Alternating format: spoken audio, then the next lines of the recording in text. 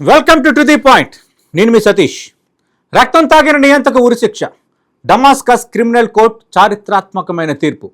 రష్యాలో దాక్కున్న Bashar al Asad ఇక మిగిలింది చావు ప్రకటన మాత్రమేనా? దారా వీధుల నుండి మాస్కో విల్లాల వరకు సిరియన్ కసాయ్ అసాద్ సామ్రాజ్యం ఎలా కూలిపోయింది? 14 ఏళ్ల రక్తాక్షరాల యుద్ధం, సొంత ప్రజలపై కెమికల్ వెపన్స్ వేసిన నరరూప రాక్షసుడికి అంతిమ ఘట్టం. జియో పొలిటికల్ థ్రిల్లర్ డ్రామాను తలపించే అతిపెద్ద అంతర్జాతీయ పరిణామం. అరబ్ ప్రపంచాన్ని దశాబ్దాల పాటు భయంతో ఊపేసిన ఒక శకం ముగిసింది. దశాబ్దాల కాలంతో పాటు అధికారాన్ని చేతుల్లో పెట్టుకుని తిరుగుబాటు లేవనెత్తిన సొంత పౌరులపైనే రసాయన బాంబులు కురిపించి అర్ధరాత్రి అరెస్టులతో లక్షలాది మందిని శవాలుగా మార్చిన సిరియా మాజీ అధ్యక్షుడు బషర్ అల్ అసద్కు డమాస్కస్ క్రిమినల్ కోర్టు మరణశిక్ష విధించింది. ఇది కేవలం ఒక న్యాయస్థానం ఇచ్చిన తీర్పు మాత్రమే కాదు, 14 ఏళ్లుగా సాగుతున్న సుదీర్ఘ అంతర్యుద్ధానికి, లక్షలాది కుటుంబాల కన్నీళ్లకు దక్కిన ప్రతిఫలం. మానవత్వానికి వ్యతిరేకంగా సాగించిన నరమేధం. యుద్ధ నేరాలు, ఖైదీలపై సాగించిన భయంకరమైన చిత్రహింసల కేసుల్లో అసద్తో పాటు ఆయన సోదరుడు మహేర్ అసద్తో పాటు దారా ప్రావిన్స్ మాజీ పొలిటికల్ సెక్యూరిటీ చీఫ్ అతేఫ్ నజీబ్లకు కోర్టు ఉరిశిక్ష ఖరారు చేసింది. అయితే అసలు కథ ఇక్కడే మొదలవుతోంది. ఈ పాపపు సామ్రాజ్యం ఎలా కుప్పకూలింది? అర్ధరాత్రి వేళ రష్యా రాజధాని మాస్కోకు అసద్ ఎలా పారిపోయాడు? ఈ తీర్పు తర్వాత ఇప్పుడు గ్లోబల్ పాలిటిక్స్ ఏ మలుపు తిరగబోతున్నాయి? అసద్ను నిజంగానే ఉరితీసే అవకాశం ఉందా? ఈ high voltage geo political thriller పూర్తి వివరాలు ఇప్పుడు టు ది పాయింట్ లో వివరంగా తెలుసుకుందాం. డమాస్కస్ నగరంలోని 4వ క్రిమినల్ కోర్టు ప్రాంగణం చుట్టూ తుపాకులు పట్టుకున్న కట్టుదిట్టమైన భద్రతా బలగాలు, బయట వేలాది మంది బాధితుల నినాదాలు. కోర్టు బోనులో ఖైదీ దుస్తులు ధరించి తలదించుకుని నిలబడ్డాడు మాజీ బ్రిగేడియర్ జనరల్ అతేఫ్ నజీబ్. 2011లో దక్షిణ సిరియాలోని దారా ప్రావిన్స్లో స్కూల్ పిల్లలపై సైన్యాన్ని ఉపయోగించి భయంకరమైన హింసకు పాల్పడి సిరియన్ విప్లవానికి మూల కారణమైన ఘాతకుడు ఈ అతేఫ్ నజీబ్. న్యాయమూర్తి తీర్పు పత్రాన్ని చదవడం ప్రారంభించారు. మానవత్వానికి వ్యతిరేకంగా సాగించిన దాడులు, కుట్రపూరిత హత్యలు, చిత్రహింసలకు గాను ఈ నిందితులకు మరణశిక్ష విధిస్తున్నాం. అతీఫ్ నజీబ్ కళ్ళ ముందే ఉరిశిక్ష తీర్పు వెలువడింది. అయితే ఇదే కేసులో ప్రధాన నిందితుడైన మాజీ నియంత బషర్ అల్ అసద్, ఆయన సోదరుడు మహీర్ అసద్ బోన్లో లేరు. వారు హాజరు కాకపోవడంతో కోర్టు వారిని దోషులుగా నిర్ధారించి ఇన్ అబ్సెంటియా కింద గరిష్ట శిక్ష అయిన మరణశిక్షను విధించింది. సిరియా విప్లవంలో ఇది అత్యంత ఉత్కంఠభరితమైన ఘట్టం. 2024 డిసెంబర్ నెల ఇద్గిబ్ నగరం నుండి పశ్చిమేషియాను ఊపేస్తూ విపక్ష దళాలు డమాస్కస్ వైపు దూసుకొస్తున్నాయి. శతాబ్దాలుగా అసద్ కుటుంబం వెళ్లిన ఐరన్ గ్రిప్ డోలాయమానంలో పడింది. హే అత్ తహ్రీర్ అల్ షామ్ హెచ్టిఎస్ నాయకుడు అహ్మద్ అల్ షారా నేతృత్వంలో దళాలు రాజధాని నగర సరిహద్దులను చుట్టుముట్టాయి.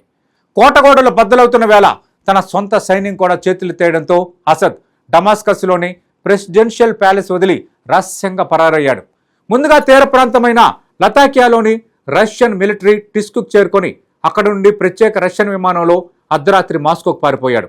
24 ఏళ్ల సుదీర్ఘ నియంతృత్వ పాలన ఒక్క రాత్రిలో బూడిదలో కలిసిపోయింది.